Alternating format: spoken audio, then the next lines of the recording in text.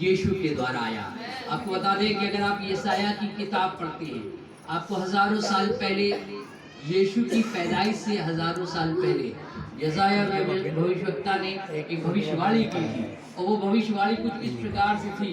लिखा है, अगर आप पढ़ेंगे यशायाह की किताब तो वहाँ पे लिखा है, इस कारण प्रभु आप ही तुमको एक चिन्ह देगा, सुनो, एक कुमारी गर्भवती होगी और वो पुत्र को जनेगी और उसका नाम इमैनुएल रखना। आज की सुबह मैं बताना मांगता हूँ कि हर साल हम लोग यीशु के जन्म उत्सव को मनाते हैं, बड़ा एक्साइटमेंट होता है, और ये होता है कि हम यीशु के जन्म दिवस को मना रहे हैं। लेकिन आज की सुबह हम आपको बताना चाहते हैं कि जो प्रथा हजारों साल से चली आ रही है यीशु के जन्म उत्सव को मनाने की, वो आज भी मनाई जाती है और भविष्य में भी मनाई जाती रहेगी, क्योंकि हमारा प्रभु यीशु जिंदा है। और आज की सुबह मैं उसकी पैदाइश से संबंधित उन चीजों को, उन जानकारियों को आपको दूंगा जो प्रभु यीशु मसीह की जन्म के समय से हुई। तो बाइबल में लिखा है कि एक कुंवारी गर्भवती होगी और वो एक पुत्र जनेगी और उसका नाम इमैनुएल रखना। हम में से बहुत से लोग हैं जो इस बात को जानते हैं कि इमैनुएल का अर्थ क्या होता है। आप जानते हैं इमैनुएल का मतलब क्या होता है? जी बताइए।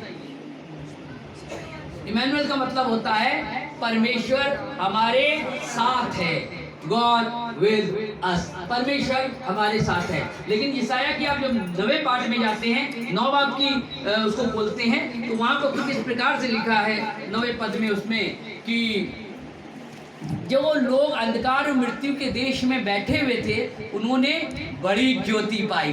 बाइबल बताती है कि यीशु के जन्म से पहले जो दुनिया थी, दुनिया में लोग थे एक बड़े अंधकार में थे, अंधकार के देश में थे, लेकिन उन्होंने एक बड़ी ज्योति देखी। ये भविष्यवाणी यशायाह ने की थी। जब ये भविष्यवाणी यशायाह ने करी उस वक्त तक यीशु की पैदाइश नहीं हुई, लेकिन हजारों साल बाद फिर यीशु की पैदाइश हुई। जब यीशु की पैदाइश हुई तो ये बात लोगों ने देखी कि यीशु की पैदाइश के बारे में तो हजारों साल पहले यशायाह भविष्यवक्ता ने भविष्यवाणी की थी। और आपको बता दे कि ये यीशु की भविष्यवाणी किसी एक इंसान के लिए नहीं थी, बल्कि संपूर्ण मानव जाति के लिए थी। और वो ये थी कि देखो, दाऊद के नगर में तुम्हारे लिए एक उद्धारकर्ता जन्मा है जो तुमको तुम्हारे पापों से उद्धार दिलाएगा।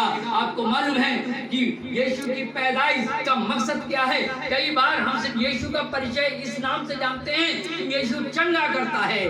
बाइबल बताती है उसका एक नाम ये भी है, यीशु चंगा करने वाला। हम इस बारे में यीशु के बारे में जानते हैं कि यीशु उद्धार देता है। हम ये भी जानते हैं कि वो हमारा प्रोवाइडर है, वो प्रबंध करता है। और इस प्रकार से ढेरों चीजें हम यीशु के बारे में जानते हैं। लेकिन आपको बता दे कि मेन मकसद यीशु का, यीशु को हमको आपको चंगाई देने का नहीं था।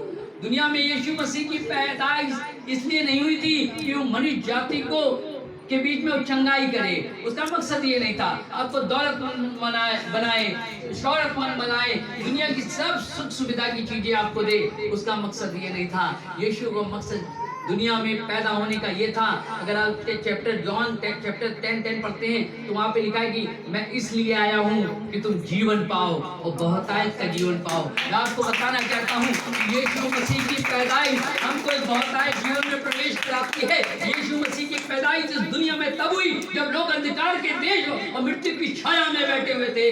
उस समय यीशु की पैदाइश हुई। बिल्कुल इसी तरीके से अभी पिछले वर्ष में 2019 में कोरोना जब दुनिया में आया, जब उसका इलाज कोई नहीं था, उसके लिए कोई मेडिसिन नहीं थी, तो उसके लिए जैसे ही टीके बने, वैक्सीन बनी, लोगों का की लाइन लग गई, हर एक उस वैक्सीन को लगवाना चाहता था, क्योंकि वो इस कोरोना महामारी से बच सके। इधर कोरोना आया, उधर वैक्सीन आई, और वैक्सीन कोरोना के प्रभाव को रोकने के लिए बनी थी। ठीक इसी तरीके से मैं आपको बताना मांगता हूँ कि बाइबल बताती है कि जब लोग मृत्यु अंधकार के देश में बैठे हुए थे, उन्होंने एक बड़ी ज्योति देखी, और वो ज्योति कोई और नहीं, चांद और सूरज की नहीं, बल्कि यीशु की ज्योति थी, जो इस दुनिया में उसने पैदाइश से लेकर यीशु इस दुनिया में आया और मनुष्य जातियों के लिए पाप से उद्धार में प्रवेश करने का कारण बना। बाइबल बताती है कि उस यीशु का नाम इम्मानुएल रखा गया। जिस यीशु को हम प्यार करते हैं, जिस यीशु से हमने नया जीवन पाया है, जिस यीशु के नाम से हमने उद्धार पाया है, उसका नाम इम्मानुएल है। और इम्मानुएल का मतलब होता है गॉड विद अस, प्रभु हमारे साथ है। आज की सुबह मैं बताना ये मांगता हूँ कि नाम कुछ और भी रखा जा सकता था, लेकिन इस नाम से कितनी ऊर्जा मिलती है हमको कि पता चलता है। अगर आपको पता चलता है कि दुनिया का, कायनात का बनाने वाला स्वामी परमेश्वर हमारे साथ रहता है, कितनी हिम्मत आपको मिलेगी। आप जीवन में कभी नहीं डरेंगे। प्रॉब्लम तो इस बात की है कि हमारे जीवन में जब बीमारी आती है, प्रॉब्लम्स आती है, नाकामयाबी आती है, सफलता आती है, जीवन बड़ी कठिनाई से गुजर रहा होता है, तो आपको मालूम है कि हमको कुछ नहीं समझ में आता है, हमको कुछ समझ में नहीं आता है। लेकिन आज की सुबह मैं उन लोगों से बातें करना चाहता हूँ। विनय भाई ने कल बताया, भैया मैंने नौकरी छोड़ दी। हमने क्यों छोड़ दी? कहते यीशु की खिदमत करने में वो बाधा पड़ रही थी। बिल्कुल, यीशु की खिदमत करने में, सेवा करने में कोई चीज बाधा पड़े, उसको कुर्बानी देनी पड़ती है। एक समय ऐसा आया जब अब्राहम को परमेश्वर ने पुत्र के रूप में इसहाक दिया, और लिखा है अब्राहम इसहाक को बहुत मोहब्बत करता था। ये बात खुदा को अच्छी नहीं लगी, क्योंकि इससे पहले वो अपनी पत्नी को इतना प्यार नहीं करता था, अपने कुल में भाई बंधु पिता को इतना प्यार नहीं करता था, लेकिन अपने जीवन में वो सब प्रथम स्थान परमेश्वर को देता था। लेकिन जैसे ही इसहाक इसके बेटे के रूप में दुनिया में आया, लिखा है वो इसहाक को मोहब्बत करने लगा, और ये बात खुदा को अखर गई, अच्छी नहीं लगी। तब खुदा ने अब्राहम से इसहाक की कुर्बानी मांगी। कुर्बानी ली नहीं, पर वो देखना मांगता था कि आज भी अब्राहम का जो चुनाव होगा मेरा होगा या इसहाक का होगा। बाइबल बताती है कि अब्राहम ने अपने बेटे को सेकंड रखा और कुर्बानी देने के लिए राजी हो गया। वो अपने बेटे को तो खोना चाहता था, पर वो खुदा को खोना नहीं चाहता था। आज की सुबह मैं बताना मांगता हूँ कि जिंदगी में आपको चुनाव का बात आए कि यीशु को चुनना है या दुनिया को चुनना है, तो आपका प्रथम चुनाव होना चाहिए यीशु को चुनना है। सलीब पर लोग कहने लगे कि बरअब्बा को छोड़ा जाए, किसको छोड़ा जाए? राजा ने पूछा, उसने कहा बरअब्बा को छोड़ा जाए। उनका चुनाव बरअब्बा था। लेकिन आज मैं आपको बताना मांगता हूँ कि जो लोग खुदावंद में विश्वास करते हैं और खुदा के साथ चलने वाले लोग हैं, हमारा चुनाव, हमारी प्राथमिकता हमारा खुदा है, और खुदा के बाद सारी दुनिया है। सारी दुनिया का नाम हमारी जिंदगी से जोड़ा जा सकता है, लेकिन परमेश्वर के आगे नहीं हम अपने जीवन में उसको स्थान दे सकते हैं। मालूम क्यों? क्योंकि उसका नाम इम्मानुएल है, अर्थात परमेश्वर हमारे साथ है। आपको मालूम है आप प्रॉब्लम से क्यों हारते हैं? आपके ऊपर दुनियावी चीजें हावी क्यों होती है? कभी इस बात का गौर किया है? उसका मतलब सिर्फ यह है, हावी होने का मतलब यह है कि आप परमेश्वर से वो दरकिनारे करके दुनिया का सहारा लेते हैं। साम 20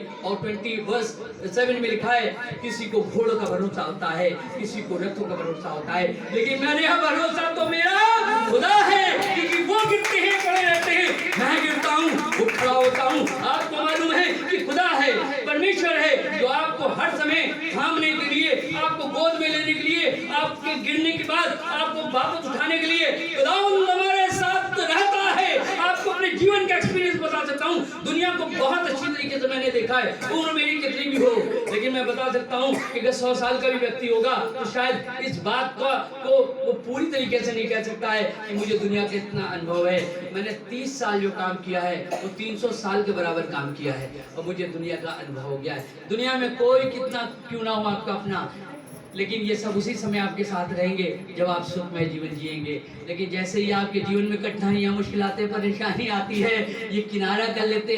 फोन भी क्या उनको मालूम है आप हॉस्पिटल से फोन आ रहा है तो क्या कह देते मालूम है?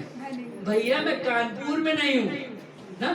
अगर आप कहेंगे मीटिंग में, तो 2 घंटे बाद तो मीटिंग खत्म हो जाएगी, तब आप वो बता देते हैं कि रॉन्ग नंबर, हम कानपुर में नहीं है, कानपुर में हम नहीं हैं। और आपको एक बात बताना मांगते हैं कि हमारा खुदा ऐसा नहीं है।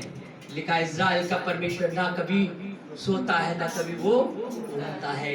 वो आपके लिए हर पल जगा रहता है ताकि आपके लिए वो खड़ा हो सके, क्योंकि उसका जो नाम है उसका परिचय है, उसके नाम का परिचय यह है कि परमेश्वर हमारे साथ है। आज की सुबह मैं आपको कुछ एग्जाम्पल से आपको हिम्मत अफजाई करूंगा कि आप जान लीजिएगा कि यीशु की पैदाइश हमको अनंत जीवन में प्रवेश करने के लिए हुई थी, हमको अनंत जीवन दिलाने के लिए हुई थी। अगर आज भी आप अंधकार में हैं, अगर आज भी आप इन आंखों से अच्छी चीजों को देख नहीं पा रहे हैं, तो मुझे कह लेने दीजिए कि आपके जीवन में अंधकार भरा हुआ है। अंधकार से निकलकर ज्योति में सिर्फ यीशु ही आपको ला सकता है।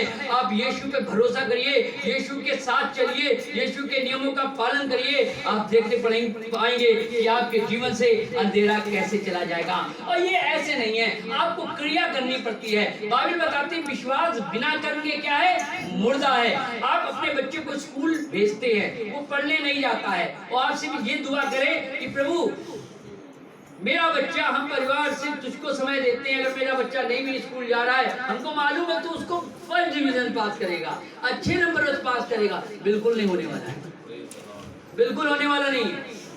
सिर्फ विश्वास से कुछ भी होने वाला नहीं है। विश्वास कर्म को मांगता है, कर्म आपको करना ही पड़ेगा। और आपको बता दे कि यीशु का नाम इमैनुअल है, और उसका अर्थ है परमेश्वर हमारे साथ है। और जो लोग इस बात को समझ जाते हैं, आप याद रखिएगा, जीवन में हर घड़ी, हर मुकाम, हर हिस्से में वो विजय पाते हैं।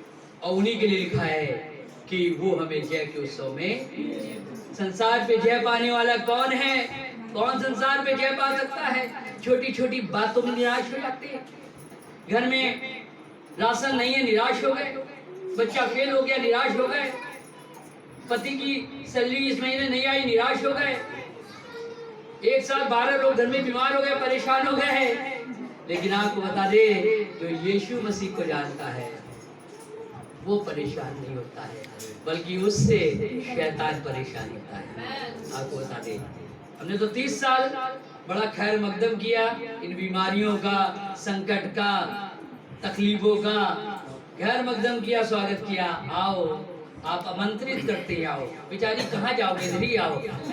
कभी नहीं डरा, क्योंकि मुझको मालूम है कि ये आएंगी तो, पर मेरे पास ठहर नहीं पाएंगी, क्योंकि मेरे पास कुछ है, मेरे पास कुछ है, और वो है हमारे यीशु का नाम, हमारे यीशु का नाम। क्योंकि एक गर्भवती, एक मरियम गर्भवती होगी, और जो बच्चा जनेगी उसका नाम यीशु रखा जाएगा, इमैनुअल रखा जाएगा, जिसका नाम मतलब होता है परमेश्वर हमारे साथ।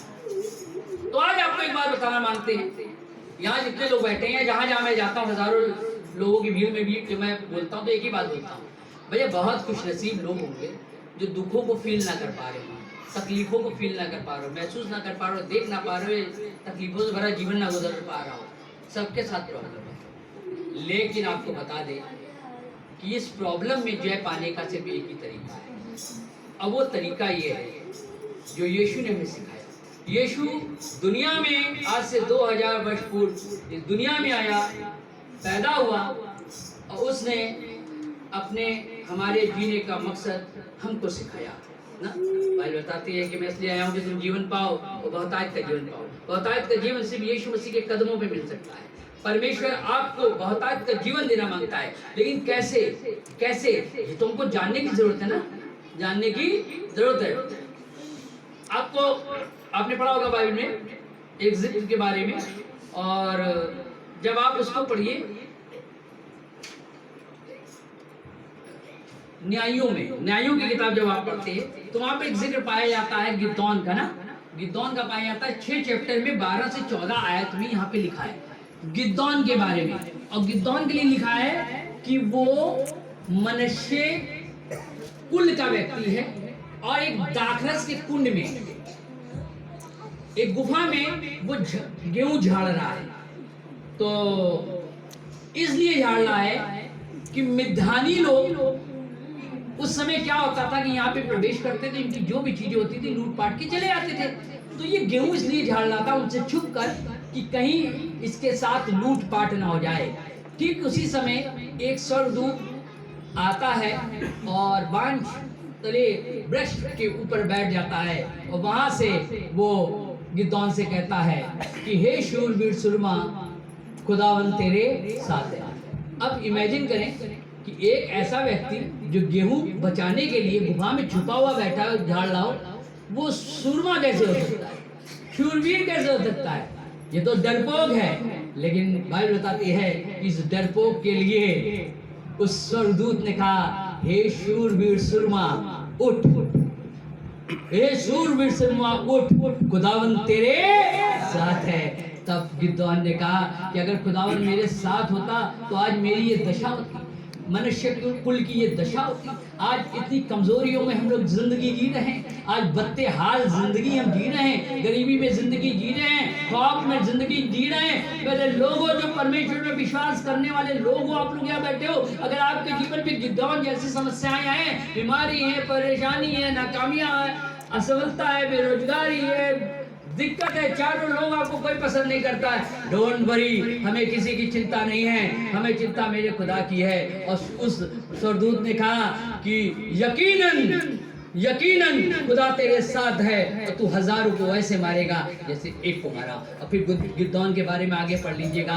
वही डरपोक मरा हुआ गिद्धौन मिद्यानियों से लड़ने के लिए उसने एक फौज बनाई, और फौज जब बना रहा था तो बाइबल में लिखा है कि यीशु ने कहा कि इनमें से उन लोगों का चुनाव करना जो तट पे पानी के ले जाना और जो चपड़ चपड़ करके ऐसे पानी पिए, उनका चुनाव करना। आपको बता दे कि 4 बुद्धिमान आदमी एक साथ कोई बड़ी काम नहीं कर सकते, नहीं कर सकते, क्योंकि सब अपना अपना ज्ञान आगे लगाएंगे। 4 आदमी आप ले लो कि रास्ता दिखाने वाले आपको ढेरों समय लगा देंगे, कोई कहेगा इधर जाओ, कोई कहेगा इधर जाओ, कोई कहेगा इधर जाओ।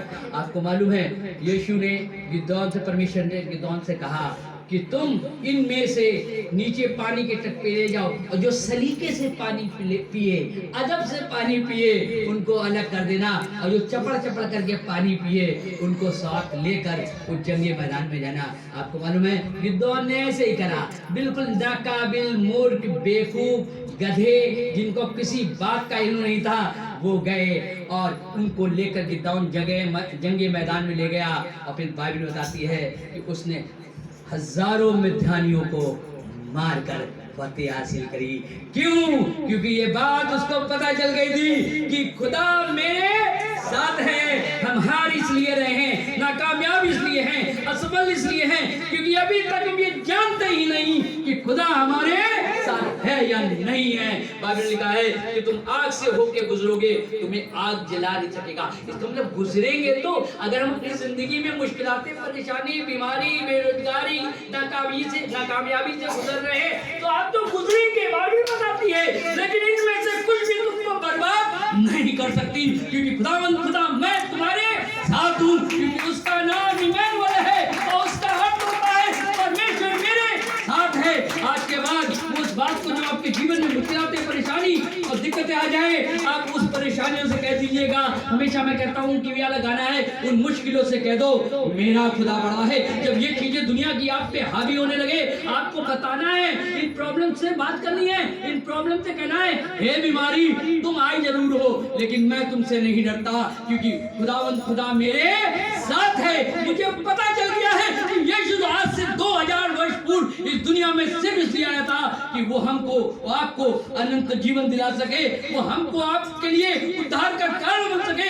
यीशु की पैदाइश इसलिए हुई थी। आपको बता दे ये बात आपको अपने दिल दिमाग में बांध लेना चाहिए कि यीशु आपके, जब प्रॉब्लम, मुश्किल आते हैं, दिक्कत होती है, उस समय आप क्या करते हैं? सबसे पहले क्या करते हैं? सबसे पहले हमें क्या करना चाहिए, चलिए बताते हैं।